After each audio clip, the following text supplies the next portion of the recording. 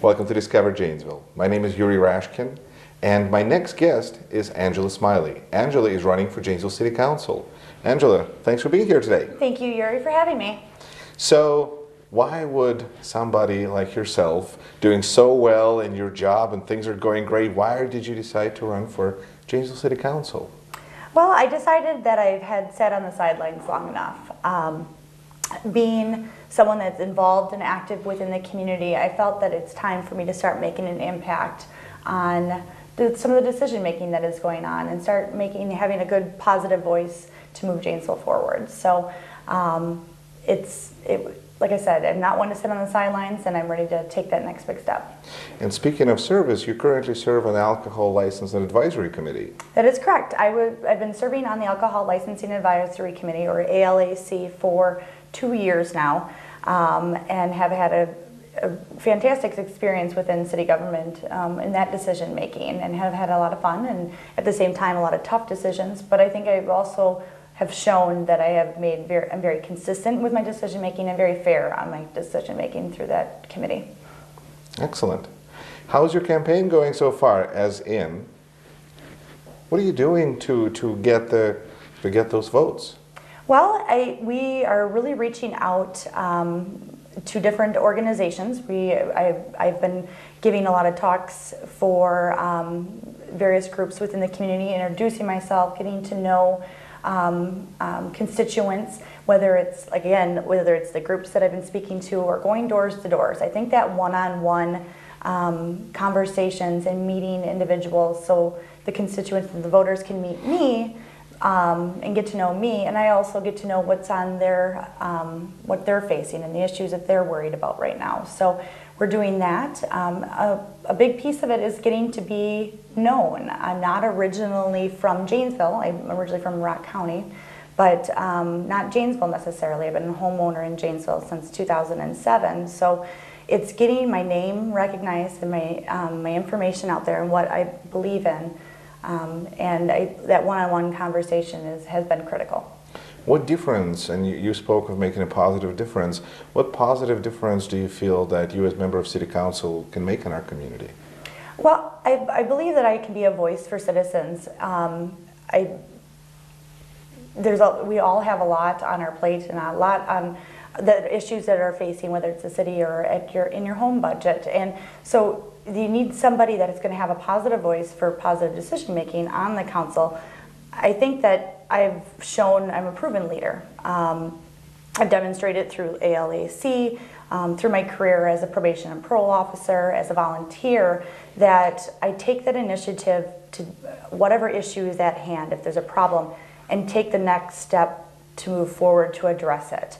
I don't believe that when you can complain and talk all we want, but you're never going to actually solve or make get any solutions or get that problem addressed. So I believe that as a city council member, I will be able to bring that optimism as well as being a listener. So I bring the voice of the problems that the citizens of Janesville are facing.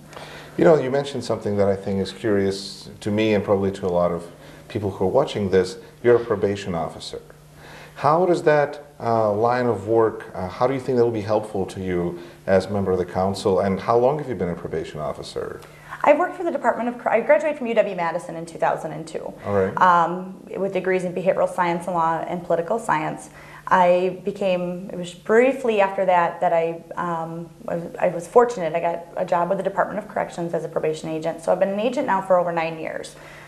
I believe that I understand how government works. I do know that it's not necessarily a system. It's a system that can have some tweaking. It can use some issues to be addressed. But there's also, so I have that inside information or knowledge of how that works. But there's the public safety aspect of it. Public safety is critical. It's what I refer to as a critical success factor for any community, because no matter what you call it, it is critical. Yes. So no matter everyone, economy, jobs. Yes, those are very important things.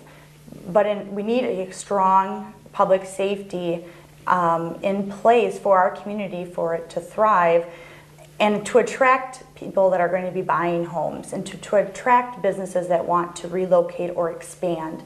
We need to be able to have, one of the first things they're going to look at is what are the crime statistics in the area? How well is the fire department? How, is it strong? Is the EMT strong? So having that knowledge as probation and parole officer with the Department of Corrections is going to also benefit the community and serve as, well, I serve as a councilwoman.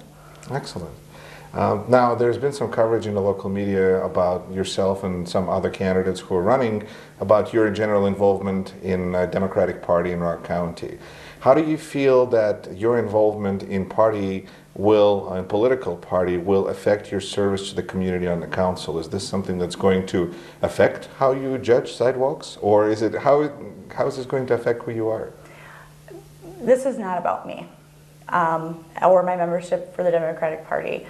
This is about the citizens of Janesville and what they want. They need a leader that will listen, that's compassionate, and will bring their issues and problems forward and address them effectively. So regardless of my involvement in partisan politics, when it comes to decision making and making a positive impact on the community, it has nothing to do with that.